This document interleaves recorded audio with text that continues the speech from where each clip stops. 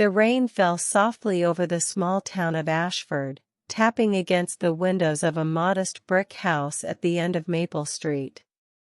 Inside, the scent of lavender tea drifted through the air as Emily Carter carefully traced her fingers across the kitchen counter, counting steps she had memorized. Emily had lost her vision 8 years earlier in a car accident that also took her husband's life. But it had not taken her strength. "Mom, can I have cereal?" her 6-year-old son Noah called from the living room. Emily smiled at the sound of his voice. That voice was her reason. "Of course, sweetheart," she replied gently. By her side sat Atlas, her golden retriever guide dog. His fur shimmered like sunlight even in dim light, his posture calm but alert. Atlas had been more than a service dog. He was her guardian. Her silent partner. Her steady ground in a world that had gone dark. Atlas had guided her through grocery stores, across busy intersections, through grief, through loneliness.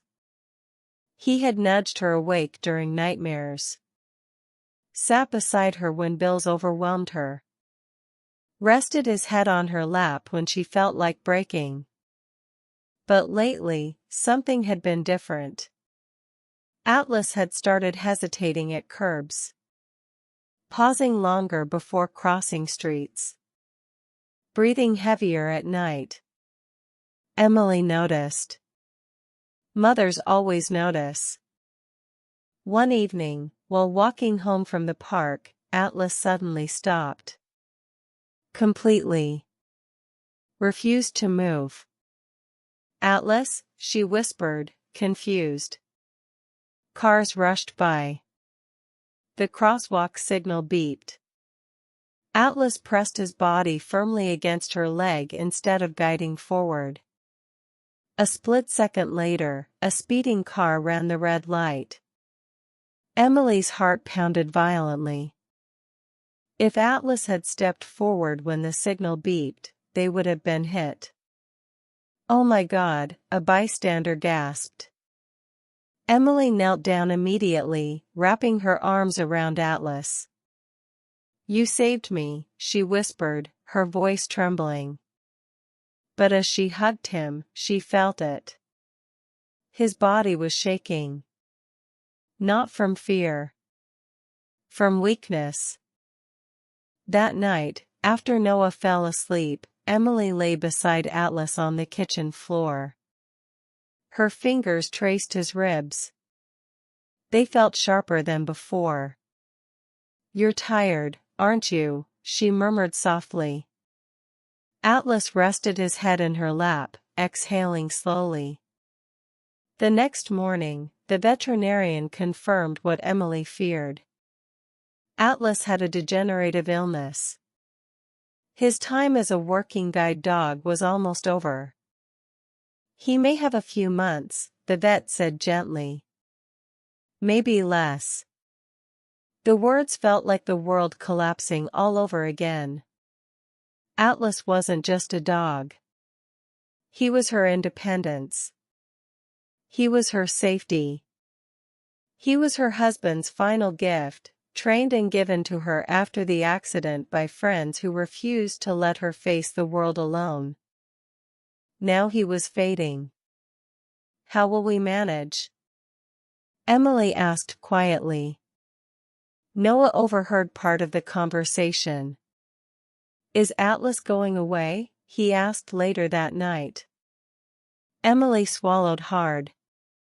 "No, sweetheart," she said, pulling him close. "Not yet." But she knew. Time was running out.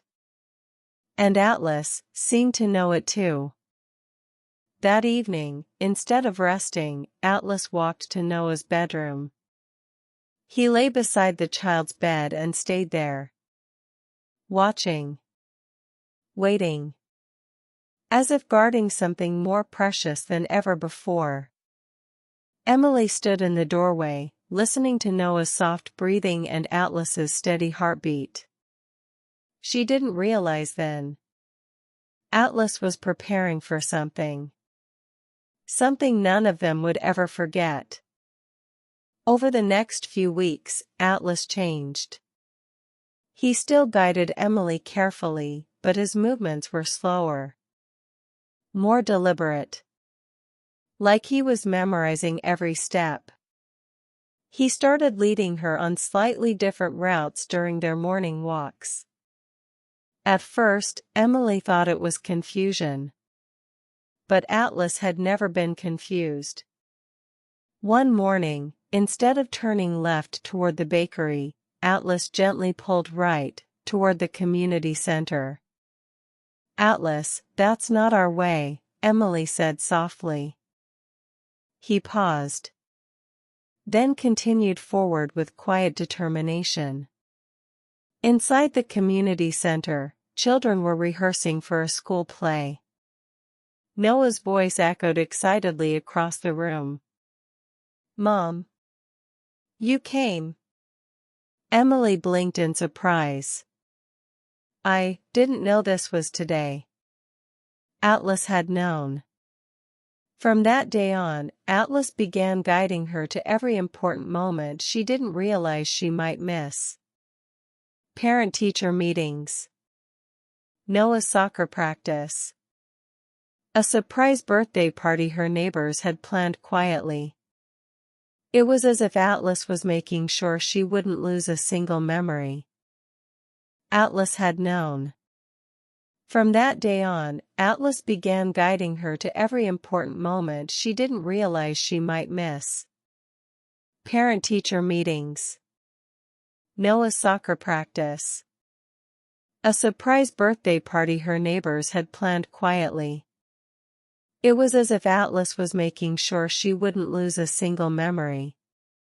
One afternoon, while Emily sat on a park bench, she overheard two women whispering. "That dog looks exhausted. He won't last long." Emily's chest tightened. She knelt and hugged Atlas again. "You don't have to keep working so hard," she whispered. But Atlas leaned into her. Still steady. Still determined. That night, something extraordinary happened. Emily woke up to a strange sound. Atlas wasn't beside her bed. She reached out, empty space. "Atlas?" she called softly. No response. Panic rose in her chest. She grabbed her phone, nearly dropping it, and rushed toward the hallway. Then she heard it. Noah's window sliding open. Her heart stopped. She followed the sound and felt cold air rushing into the room. Atlas was barking, loud, urgent, different than ever before. Neighbors' lights flicked on. A man shouted. Within minutes, police sirens echoed down Maple Street. Someone had been trying to break into the house. Atlas had sensed it. He had left Emily's side, something he never did, to guard Noah's room. By the time officers arrived, the intruder had fled. But the police officer said something that made Emily's hands shake. "If that dog hadn't alerted us, we might not have arrived in time." Emily collapsed to her knees, wrapping her arms around Atlas once more. "You saved my baby," she cried. Atlas didn't bark again. He simply rested his head against Noah's small hand. As if to say, "That's what I was here for." The next morning, the town shared the story on social media. "Hero guide dog saves family." It spread quickly. Local news stations called. Neighbors brought flowers. But Emily didn't care about attention. She cared about time. Because Atlas was weaker. His breathing slower. His steps shorter. And deep down, She knew. He was finishing what he came to do. Winter came early that year. The first snow fell silently over Ashford, blanketing the streets in white. Atlas could no longer guide Emily safely outdoors. The guide dog organization arranged for a new dog to begin training with her soon. But Emily wasn't ready. She wasn't ready to let go. Atlas spent most of his days beside Noah now. Watching him color. Listening to him read. Following him from room to room. One evening, Noah sat beside Atlas with a piece of paper. "I'm drawing you," he whispered. Emily listened from the kitchen. "You're the bravest dog in the world," Noah continued. "When I grow up, I want to protect people like you." Atlas lifted his head slightly. That night, Atlas refused food. The vet came to the house. Emily sat on the floor, holding him. Noah clutched his collar. "He's waiting," the vet said gently. "For what?" Emily asked through tears. The vet looked at Noah. "For goodbye." Emily pressed her forehead against Atlas's. "You gave me my life back," she whispered. "You gave my son his safety. You gave us years we wouldn't have had." Noah placed his drawing beside Atlas. The picture showed a golden dog with wings. "You can rest now," Noah whispered. Atlas exhaled slowly. Peacefully. In Emily's arms. The house was silent. But it wasn't empty. Because Atlas had left something behind. Courage. Protection. Love that did not need sight to exist. The town gathered days later for a small memorial in the park. The police officer spoke. "So many heroes wear uniforms," he said. "But some have fur." Grown men wiped tears. Children hugged their pets tighter. Emily stood before the crowd, holding Noah's hand. "I lost my sight years ago," she said softly. "But Atlas taught me something. You don't need eyes to see love. You feel it. And when you feel it, you are never truly in the dark."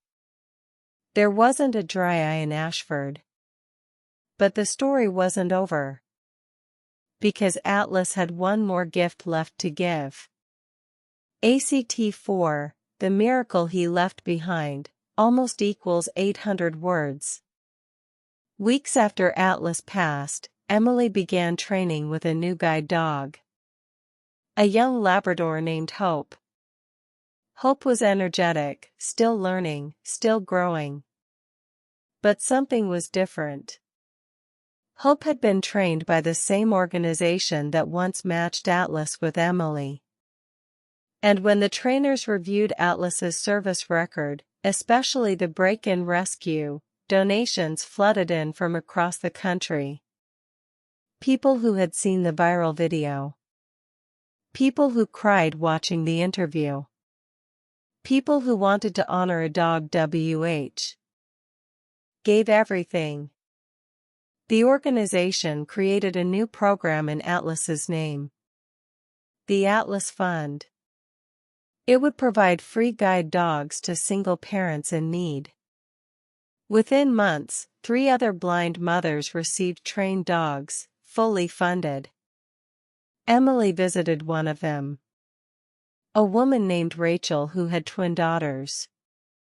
When Rachel met her guide dog for the first time, she began sobbing. "I thought I'd never afford this," she said. Emily knelt beside her. "Someone once gave me a miracle," she whispered. "Now it's your turn." That night, as Emily tucked Noah into bed, he asked quietly, Do you think Atlas can see us? Emily smiled through tears. I think, she said softly, he never stopped. Outside, snow fell gently again. Hope lay beside Emily's bed. But in the quiet stillness, she could almost feel Atlas there too. Not as a shadow of loss, but as a legacy. Because sometimes, the greatest love doesn't just protect you while it lives. It keeps protecting others long after it's gone. And somewhere beyond sight, a golden dog ran freely, knowing he had done exactly what he was born to do.